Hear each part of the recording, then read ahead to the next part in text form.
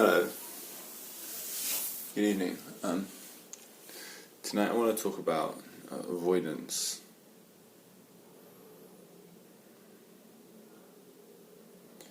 We're always avoiding ourselves.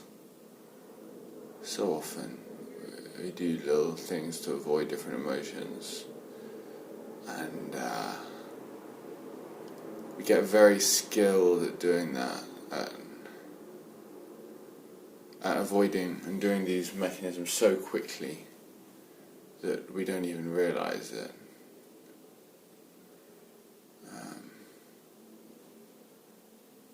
I just want to pick apart how that kind of cycle tends to go. What happens is,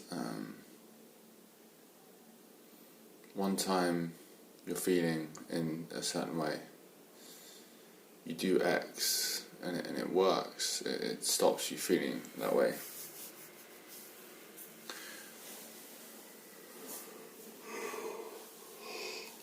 So your body thinks, oh cool, well next time I can do the same thing and avoid that feeling again. So next time you do it and you avoid that feeling again, but it doesn't work quite so much, perhaps, because now it's a trick that you're using. Your body is onto you, nature is onto you. It feels like, I know, I've had this one before. Whereas in reality, we need to, at some point, experience these emotions, and there is no trick that allows us to keep running away from anything consistently, and that just eliminates any feeling. There's no way, nothing could be clearer from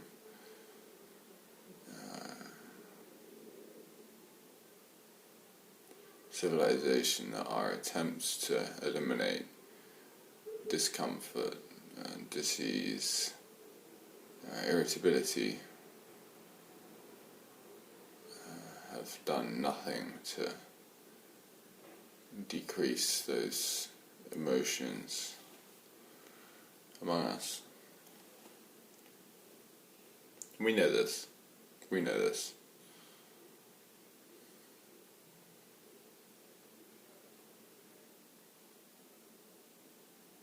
We kick the can down the road though by burying these emotions a little deeper.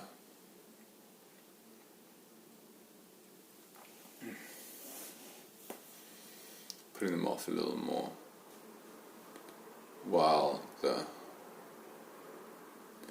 reality of what's about to hit us becomes more and more obvious. And the relief that our distractions give us is increasingly ephemeral. It struck me this morning. I woke up and I was really, really tired. So I've been using quite a lot of cacao recently. Oh God, it's been amazing for opening all sorts of creative locks. It's made me feel alive, bouncy, and what have you. And I've gone through a few periods of doing this in the last year and a half, and it's followed a similar trajectory, where it's lasted about a month or so. And at first it's been all this amazing, creative, yada yada, and then with a bit of time it's like, actually this is a stimulant, The stimulating effect means that it's stops tiredness happening, stops digestion happening, the yin, and So you wake up each morning with a bit more of a growing sense of tiredness, this kind of foggishness. And after a few weeks of having chocolate and cacao kind of regularly,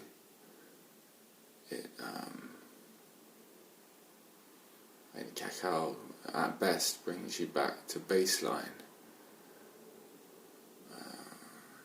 whereas when you're waking up feeling crap, rather than first time you're feeling normal, and it takes you to a better place. And for me, I have strong patterns of taking things too far, of devising wicked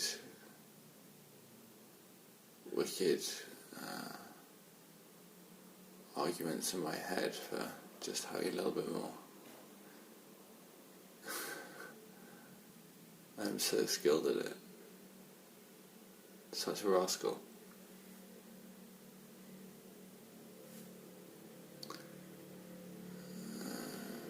So I woke up this morning feeling really like, oh God, my head's pounding. I didn't sleep very well last night. You know. So I had more cacao than I had loads. Let's be honest, I had probably over the course of the day 30 grams with breakfast, and then I had a little bit of a chocolate bar. I probably had another 100 grams of like pure dark chocolate. That's a lot of chocolate.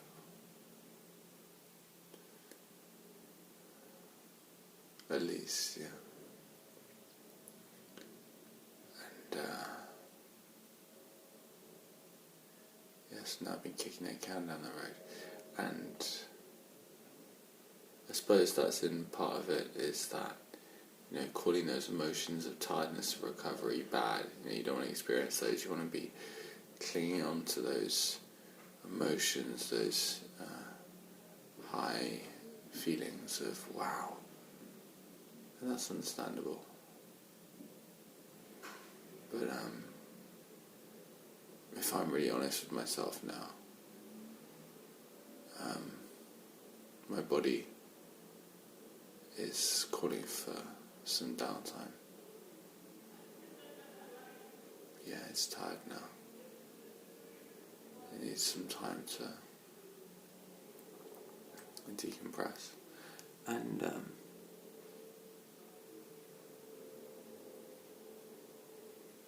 yeah, unlike other times when I have been through these cycles, it's ended up in this sense of, oh God, and I've felt very guilty and what have you. I haven't really had that so much of a sense of guilt recently. I've actually been really enjoying the cacao, and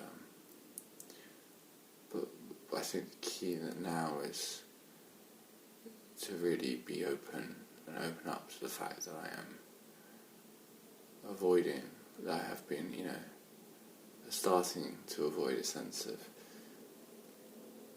tiredness, and it's my time now to take a little extra time to recuperate and to ground.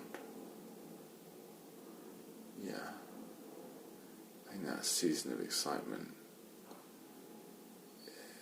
is over. I'm gonna go for a few nights in nature now, and I think it'd be an interesting and worthwhile experiment to see tomorrow what it's like.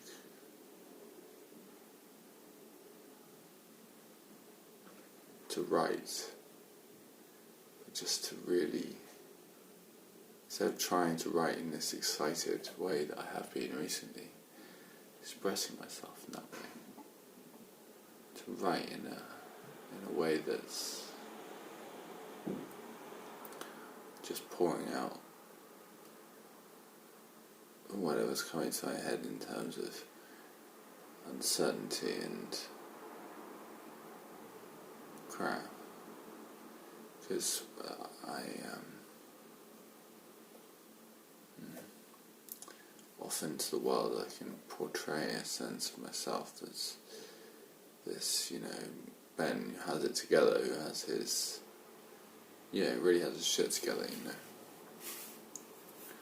I do the world a disservice in doing that, because in doing so, I communicate a sense of I'm not okay with being a bit, like all over the place, not all together.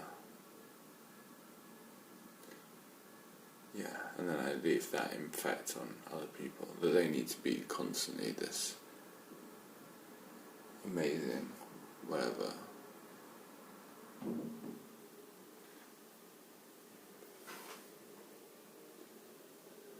Puncturing my own holes, I suppose. Being less perfect.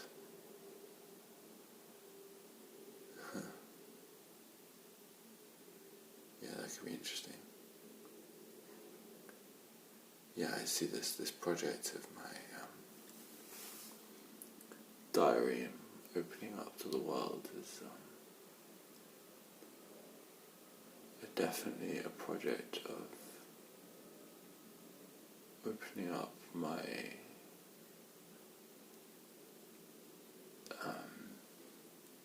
shadow.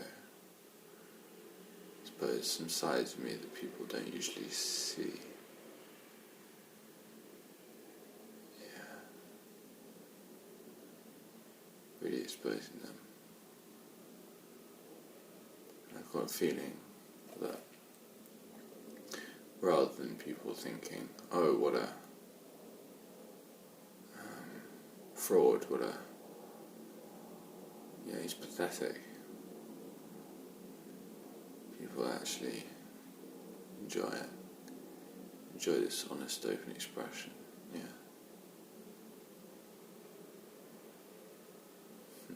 Good night.